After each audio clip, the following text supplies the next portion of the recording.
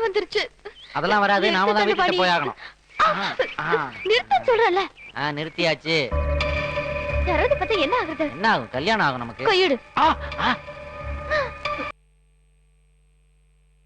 சொல்லணுமா? அதெல்லாம் கண்டுக்க மாட்டார். தைரியமா போ.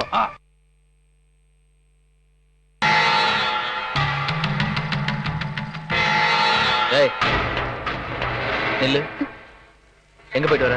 டெய்லர் கடையில துணி வாங்க போன சித்தப்பா. சித்தப்பா என்ன இல்ல? டேய் போல எட தம்பி போ. என்னடா ஆச்சு? எதுக்கு அவளை அடிக்கற? ஏற்கனவே நீங்க ஒருத்தனை கண்டுக்காம விட்டதனால தான் அவன் அரசியல் போய் உருப்படாம போயிட்டான். இப்ப இவளையும் கண்டுக்காம விட்டு குட்டிச்சவராக்கலாம்னு பாக்குறீங்களா? தம்பி என்ன ஆச்சுப்பா? இதோ நிக்கிறான் எதிர் வீட்டு லூசு பையன். அவன் கூட சைக்கிள்ல ஊர் சுத்திட்டு வரா இவ. அப்படியா? என்னத்த அப்படியா? பாக்குறவங்க நம்மளை பத்தி என்ன நினைப்பாங்க? நீங்க இந்த வீட்டுக்கு பெரியவர் தானே? நீங்க பொறுப்பா இருந்தீங்கன்னா எப்படி நடக்குமா? உங்களுக்கு இத பத்தி எல்லாம் அக்கறை கிடையாது. எக்கடா கேட்டு போங்க. கழுத ஒரே பொண்ணுன்னு செல்லம் கொடுத்து வந்தது தப்பா போச்சு. போல போ. மீனாட்சி, மீனாட்சி. என்னங்க ஏன் இப்படி கத்துறீங்க? பொண்ணு என்ன காயம் பண்ணி கத்துறீமா? என்ன பண்ணா? என்ன பண்ணாலாம்? எடுத்து விட்டு பையன் கூட யதார்த்தமா பழகலாம் தானே நினைச்சோம். ரெண்டு பேரும் ஜோடி போட்டு ஊரு சுத்திட்டு வராங்க. ஏண்டி உங்க அப்பா சொல்றது உண்மையா? என்ன உண்மையாவா? சின்ன தம்பி கண்ணால பாத்துருக்கான். என்ன பார்த்து பேசவே அச்சப்படுறவன் பொண்ணை வளர்க்கிற லட்சணம் இதானு கேவலமா திட்டிட்டு போறான். ஏண்டி ஒரு ஆம்பளை கிட்ட எப்படி பழகணும் தெரியாது உனக்கு? உன்னை விடுங்க. பெரிய படிப்பு படிக்கிறா. அறிவில உனக்கு இல்லம்மா. மாமா, மாமா, அக்கா, யாரும் பத்மாவை அடிக்காது. தயவு செய்து அடிக்காது. அவன் மேல எந்த தப்பும் கிடையாது. அவ டெய்லர் கடைக்கு போயிட்டு நடந்துதான் வந்துகிட்டு இருந்தா. நான் தான் சைக்கிள்ல உட்காருன்னு சொல்லி கூட்டு வந்தேன் மாமா. என்ன மடையா? வயசு பொண்ணோட சைக்கிள்ல சுத்தனா பாக்குறவன் என்ன நினைப்பான்? ஐயோ மாமா, உங்களை தொட்டு கும்பிட்டு சொல்லிக்கிறேன். நீங்க நினைக்கிற மாதிரி தப்பா நினைக்கல. பத்மா கூட பழகல மாமா. மாமா உங்கள மாதிரி அக்காவ மாதிரி ஒரு பாசமான குடும்பத்துல மாப்பிள்ளை ஆகணும்ன்ற ஆசையில தான் மாமா நான் பத்மா கூட பழகிட்டு இருக்கேன். இது உங்க அரசியல்வாதி தம்பி கூட தெரியும்.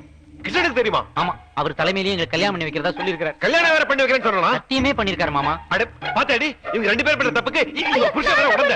ஏய் கிருஷ்ணா, ஏடா இருக்க? ஏய் சம்பந்தி, சம்பந்தி. அண்ணா சம்பந்தி எங்க? சம்பந்தி, சம்பந்தி. மகாலட்சுமி நைனாங்கம்மா.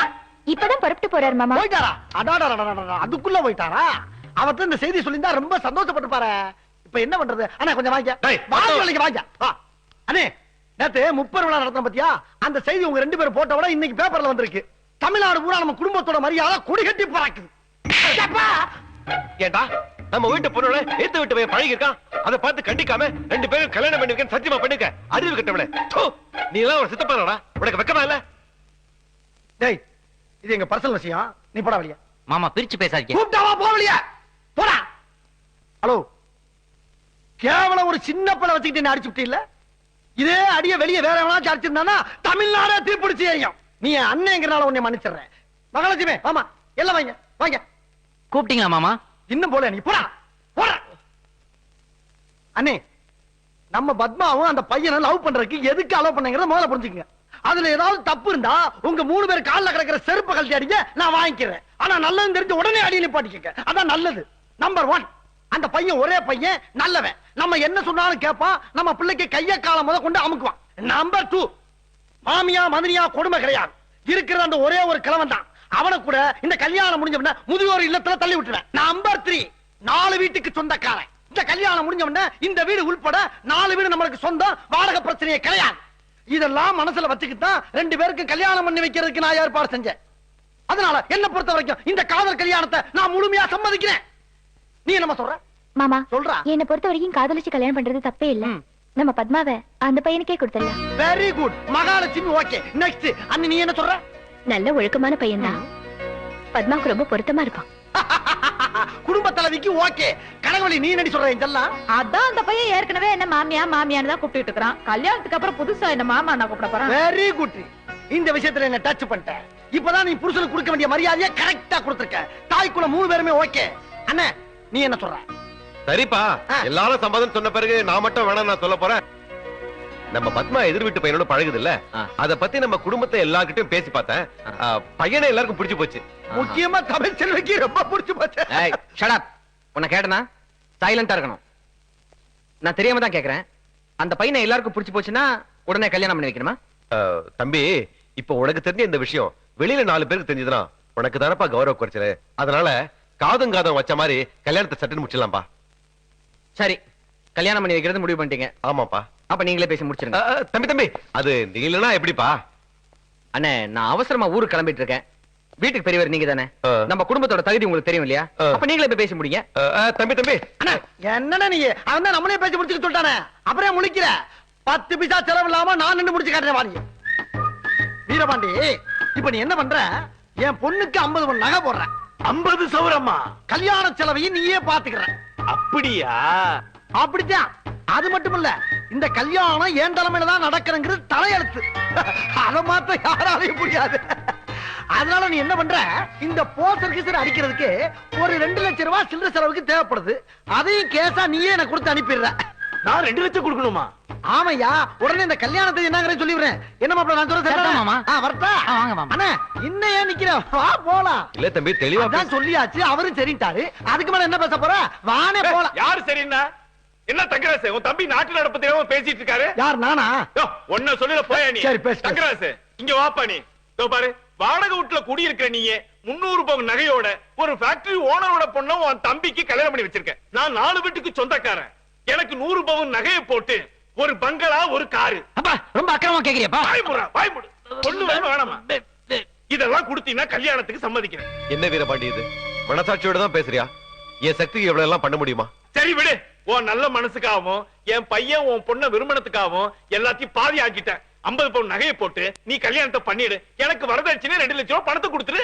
ஐயோ இதுக்கே 5 லட்சம் ரூபாய் ஆகும் போல ஆமா, இருக்க. கட்டாயம். 5 லட்சம் ரூபாய் போட்டு கல்யாணம் பண்ண முடியாத உன்னால? ஐயோ வேண்டாம் தங்கராசு, போயிடு. வேண்டாம். அப்பா என்னப்பா இது, மாமாவை நீங்களே விரட்டி அனுப்புறீங்க? குறிப்பா பேசாதடா. 5 லட்சம் ரூபாய் போட்டு கல்யாணம் பண்ண வக்கு இல்லாதவன்ட்ட என்ன சம்பந்தம் பேச சொல்றியா? போன வெட்டி புடுவேன். தம்பி இதுக்கு மேல இங்க நின்னா மரியாதையும் இல்ல. அவங்க கேக்குறதே என்னால கொடுக்க முடியாது. பாப்பா போலாம். கொஞ்சம் இரு. இவ்வளவு நேரமா இந்த ஆள்கிட்ட எழுத்த வீட்டுக்காரனா தான் பேசிக்கிட்டோம். கொஞ்ச நேரம் பாக்சர் கிருஷ்ணாவும் பறக்கும் பட தளபதியாவும் பேசியிருந்தா இங்கே இரு. சொல்றாங்க பெருசு, உங்கள்கிட்ட கொஞ்சம் தனியா பேசணும். உள்ள போ. முறைக்கிற போடா.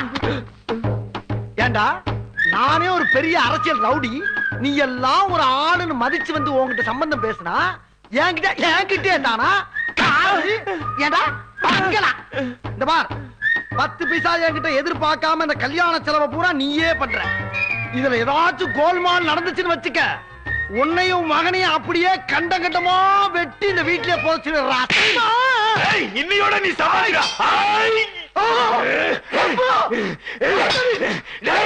பட்டைய மாட்டிருந்தா இந்த பரதேசி எடுத்துக்கிட்டியா? மார்கள் வாங்கிடுறேன்டா. யாருக்கிட்ட விளையாடுற நீ? உன்னை இன்னைக்கு கண்ட துண்டமா காட்டுறேன்டா. என்ன இது சின்ன பிள்ளை மாதிரி இதுக்கு போய் 60 கோலை நிக்கிட்டு இது கீழே போடுங்க. இப்ப என்ன, இந்த கல்யாணத்துக்கு பணம் நகை நட்டு எல்லாம் நானே போடணும். மொத்தத்துல என் செலவுல இந்த கல்யாணத்தை முடிக்கணும். அவ்வளவுதானே, விடுங்க நானே பாத்துக்கிறேன். வார்த்தை தர மாட்டேன். ஐயா டாக்டர் கிட்ட சொல்ல மாட்டான், ஆனா சொன்ன சொல் தவற மாட்டான். இன்னொரு முக்கியமான விஷயம், இந்த விஷயத்துல மட்டும் என் அண்ணன் தம்பி என் பேச்ச கேட்கல ஐயா, அப்படியே வெட்டி புடின்னு சொல்ல வந்தேன். வெட்டி புடின்னு சொல்ல வந்தேன். இது உங்க அண்ணன் தம்பி மேல சத்தியம். இப்படி யாருவால கொஞ்சம் மிஸ் ஆயிருந்தா செத்து 10 நிமிஷம் ஆயிருக்கு. கூப்பிட்டீங்க சாமி? நாக்க நீட்டுறா. என்னைய விட்டீங்க நாக்க நீட்டுறா. வார்த்தை தவறிட்டேன்னு வச்சுக்க. என்னையா நாக்கு விஷயத்துல விளையாடுவா? இன்னும் என் மேல சந்தேகப்படுறீங்க. அரவாளை கேட்படுங்க. வாங்க நான் பேச முடிக்கிறேன். நீங்க வாங்கயா, என்ன நம்புங்க. ஆனா வாங்க, என்ன வழுக்குது வாங்க சாமி. சப்ப மேட்ரு, இதுக்கு போய் எவ்வளவு பெருசா கையில எடுத்துக்கிட்டு அண்ணா எல்லா விஷயத்தையும் நானே பேசி முடிச்சேன். அப்படியா மாமா? என்ன தம்பி பேசுன? அத பூரா நாமளே போறதாக பேசி முடிச்சிட்டேன். டேய் என்னடா சொல்ற? நிலைமை தெரியாம பேசாத. என்ன பொறுத்த அளவுக்கு நியாயம் வாக்கு தான் முக்கியம். ஆமா, அதை விட நாக்கு முக்கியம். ஆமா, என்னன்னு இன்னமும் யோசனை பண்ணிக்கிட்டு இருக்க? தம்பிட்ட நான் சொல்லிக்கிறேன். ஏன் தங்கராசு, கிருஷ்ணன் சொல்ற மாதிரி உன் தம்பி கிட்ட பணம் கேட்டா கொடுக்க மாட்டானா என்ன? கொடுப்பான். என் தம்பி நான் கேட்ட 5 லட்சம் 10 லட்சம் கூட கொடுப்பான். அப்புறம் என்ன மாமா? அண்ணா அவன் கொடுப்பான், சரின்னு சொல்லிட்டு வா. சம்பந்தி நீங்க கேட்ட 50,000 நகை 2 லட்சம் வரதட்சணை கல்யாண செலவு எல்லாமே நான் ஏத்துக்கிறேன். நிச்சயத்துக்கு நீங்க ஏற்பாடு பண்ணுங்க. ஏற்பாடு நான் இருக்கு அதை வச்சுதானே பொழச்சுக்கிட்டு இருக்கேன். வரட்டுங்களா? ஐயா